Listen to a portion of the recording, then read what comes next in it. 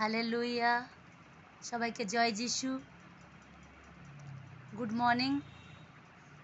আজ আবার সবার কাছে আমি চলে আসলাম বাক্য নিয়ে, পরমেশ্বরের বাক্য নিয়ে। আজ পরমেশ্বর পবিত্র আত্মা যে বাক্য আমাকে দিয়েছে, খুব সুন্দর একটা বাক্য দিয়েছে। আর তার মানে প্লাস কি কারণে দিয়েছে পরমেশ্বর পবিত্র আত্মা, তা আমার মনের মধ্যেও দিয়ে দিয়েছে।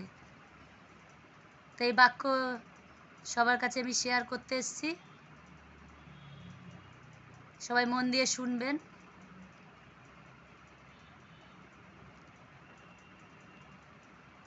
জিহেজকেল 3-7।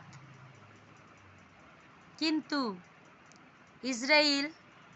ইসরায়েলরা তোমার কথা শুনতে চাইবে না, কারণ তারা আমার কথা শুনতে চায় না, এবং এর কারণ হলো গোটা ইসরায়েল জাতি কঠিন মনা ও একগুঁয়ে।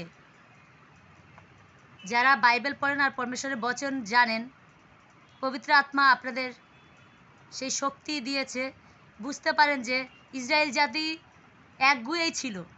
পরমেশ্বর ইসরায়েলকে তাদের বন্দি দশা থেকে, গোলামি থেকে বের করে এনেছিল।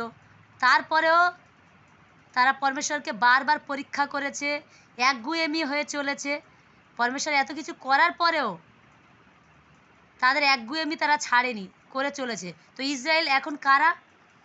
এখন ইসরায়েল হচ্ছে, আপনি পৃথিবীতে অনেক কিছু হচ্ছে, আপনি সবাইকে বারবার বলতে চাইছেন যে এটা ধর্ম পরিবর্তন না, কেউ আমাকে টাকা দিয়ে কেনেনি, কাউকে কারোর টাকা দিয়ে কেনার ক্ষমতা নেই, কারোর মনকে কেনার ক্ষমতা নেই, কোনো মাকে টাকা দিয়ে কেনার কারোর ক্ষমতা নেই।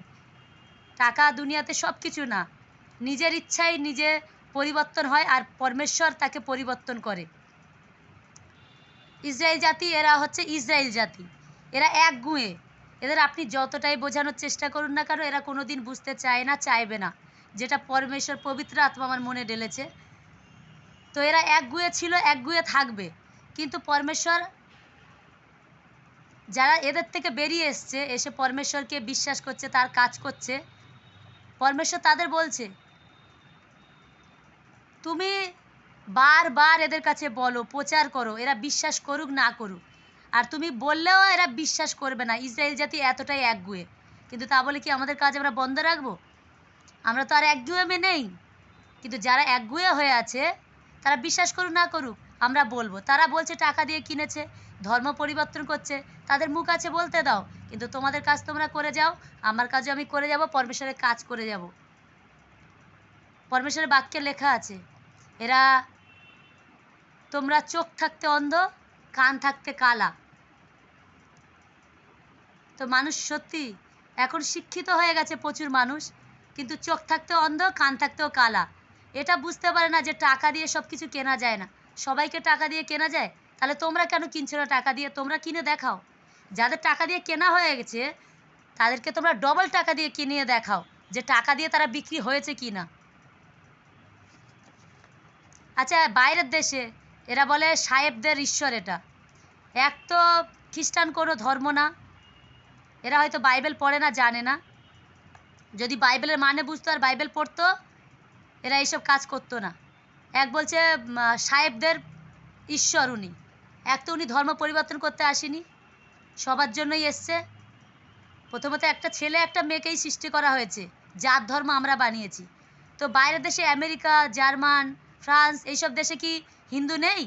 কই, তারা তো একবারও বলে না। এখান থেকে বাইরের দেশে সবাই পড়তে যায়, পড়াশোনা করতে যায়, তারা তো কই বলে না, কেঁদে আসে না যে আমাদের ধর্ম পরিবর্তন করে দিচ্ছে, ওই দেশে গেছি বলে চাকরি দিচ্ছে না, পড়তে দিচ্ছে না, ধর্ম পরিবর্তন করো তবে তোমাদের চাকরি দেবো, তবে এই দেশে ঢুকতে পারবে। কই, তখন তো কেউ বলছে না। এই দেশের লোক, এই দেশে হিন্দু বাঙালি বেশি, মূর্তি পূজা বেশি হয়, এই দেশের লোক বলে হিন্দু পরিবর্তন হচ্ছে। কিন্তু বাইরের যাদের বলছে সাহেবদের ঈশ্বর, তাদের দেশে বাঙালিরা, হিন্দুরা যায়, তারা কিন্তু একবারও বলে না আমাদের ধর্ম পরিবর্তন করছে। তো কেউ কারো ধর্ম পরিবর্তন করে না, এগুলো যার যার মনের শয়তানি নোংরামি। পরিষ্কার কথা। আমার ধর্ম কে পরিবর্তন করবে? আমি ধর্ম পরিবর্তন করেছি? ধর্ম কিভাবে পরিবর্তন হয়? খাতা পেনে লিখে পরিবর্তন হয়। আজ থেকে আমি হিন্দু না, আমি বাঙালি না, আমার টাইটেল এই না, আমার নাম এই না। কেউ কারো ধর্ম পরিবর্তন করতে পারে না। লোকের মন পরিবর্তন হয়ে যায়। বললাম না, কারোর মাকে পয়সা দিয়ে, তার সন্তানের কোনো কারণে পয়সা দিয়ে তার মাকে কেনা যায় না। একটা লোকের কারো ধরুন ক্যান্সার হয়েছে, ক্যান্সার তো কোনো ট্রিটমেন্ট নেই। এবার ক্যান্সার হয়েছে, সে তাকে যদি ডাক্তার বলে 7 দিন আপনি বাঁচবেন, তার বেশি আপনি বাঁচবেন না, আপনি মরে যাবেন। এবার তাকে যদি কেউ বলে, তাকে যদি কেউ ঠিক করে দেয়, সে যে কোনো জায়গায় হোক, তার মৃত্যু থেকে তার জীবন বাঁচিয়ে দেয়, সে তাকে বিশ্বাস করবে না? তাকে কি টাকা দিয়ে কিনতে পেরেছে? সে তো সব সর্বস্ব দিয়েছে তার জীবন বাঁচানোর জন্য। তার কাছে টাকার কোনো দাম আছে? কি টাকা দিয়ে লোকে কিনবে কাউকে? তো ধর্ম কেউ কারো পরিবর্তন করে না।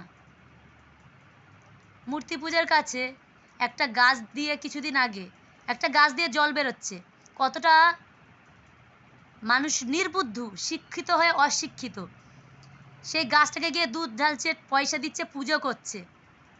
পরে দেখা গেল গাছটা কাটার পরে দেখা গেল গাছটার ভিতরে পোকা লেগে গেছিলো, পচে গেছে, সেখান থেকে জল বের হচ্ছে। তো তোমাদের মতো কি সবাইকে হতে বলো? যাদের চোখ আছে আর যাদের জ্ঞান বুদ্ধি আছে আর শোনবার কান আছে আর এই চোখ খাঁটি আছে, তারা কখনো এই ভুল কাজ করবে না যে পচা পচা গাছকে পুজো দেবে। ধর্ম পরিবর্তন করার কোনো ব্যাপার না।